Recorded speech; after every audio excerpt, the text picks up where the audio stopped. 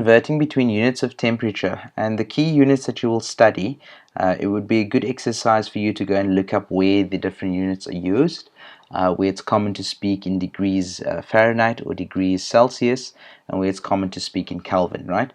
So I'm going to give you the symbols for this. So that's degrees Celsius, commonly used here in South Africa. This is Fahrenheit, and then also in the scientific industry we talk about Kelvin. Okay, so let's look at specific formulae, looking at the formulae used to convert between Celsius and Kelvin. I mean Celsius and Fahrenheit, right? So Fahrenheit is a larger unit, okay? So we can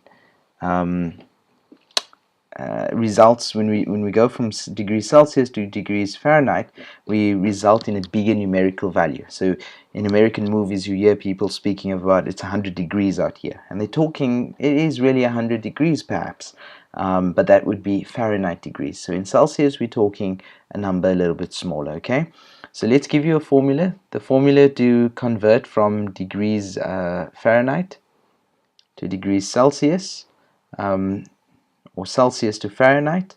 Okay, I'm going to write it down, is that degrees Fahrenheit is equal to, I'm going to put the degree symbol in, is equal to degrees Celsius multiplied by 1.8.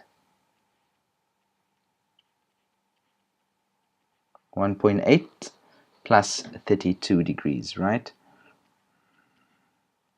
Okay, and so that's the simplest way to look at it. So if I had to tell you to convert 20 degrees into Fahrenheit, then you will simply just put the number 20 in there, and you would multiply that by 1.8, and then you'd add 32 degrees and you'd give me an answer. Okay, and then for degrees Celsius, Celsius is equal to just a manipulation of this formula, so it's going to be Fahrenheit minus 32 divided by 1.8. Okay, so I'm going to write that formula on the other side here.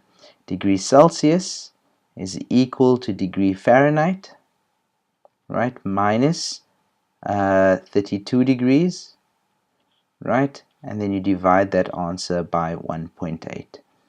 Okay, that's a good exercise for you to see where that came from. We basically took negative 32 on both sides, and I got F minus 32, and then I divide by this 1.8, and I get that's my Celsius.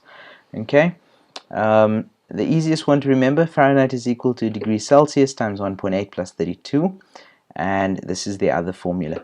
Then you can go from degrees Celsius to Kelvin, and that is equal to Kelvin, right, is equal to, let me just make this a capital K, degrees Celsius plus 273. That's the constant we add to it. Okay, so I'm going to look at 3 examples in the next video, where we're converting from Fahrenheit to Celsius, Celsius to Fahrenheit, and then also Kelvin, right, from degrees Celsius.